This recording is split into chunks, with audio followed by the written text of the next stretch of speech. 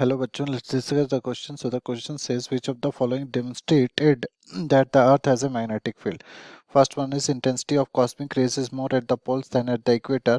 Earth is surrounded by an ionosphere. Earth is a planet rotating about the north south axis and large quantity of iron ore is found on the earth. तो यहाँ पे सबसे पहले हम की concept देखते हैं कि की कॉन्सेप्ट हम क्या यूज करने वाले हैं. ठीक है, तो की कॉन्सेप्ट जो हम यहाँ पे यूज करेंगे वो हमें पता है कि दिस इज नथिंग बट हम लोग अर्थ्स मैग्नेटिक फील्ड का की कॉन्सेप्ट यूज करेंगे.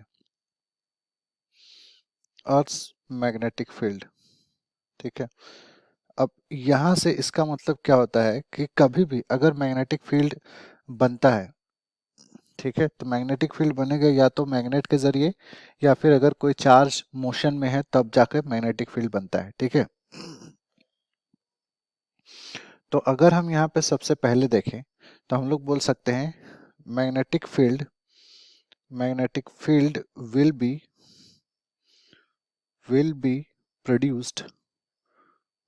produced by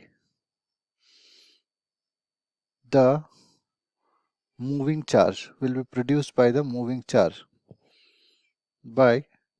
charge ठीक है, तो अगर मतलब मूविंग चार्ज के जरिए अगर मैग्नेटिक फील्ड प्रोड्यूस किया जा रहा है इसका मतलब क्या है कि जो अर्थ का सेंटर है, ठीक है, अर्थ का अगर सेंटर है तो उस सेंटर पे अगर हम लोग देखेंगे तो सेंटर में क्या है कि मोल्ट यहाँ पे क्या है कि ये मोल्टेन स्टेट में है. ठीक है, तो ये मोल्टेन स्टेट में है.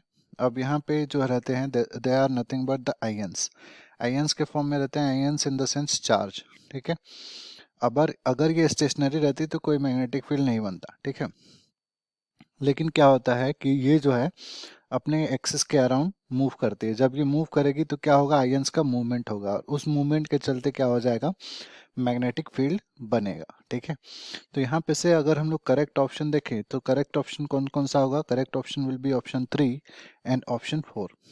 I hope you understood well.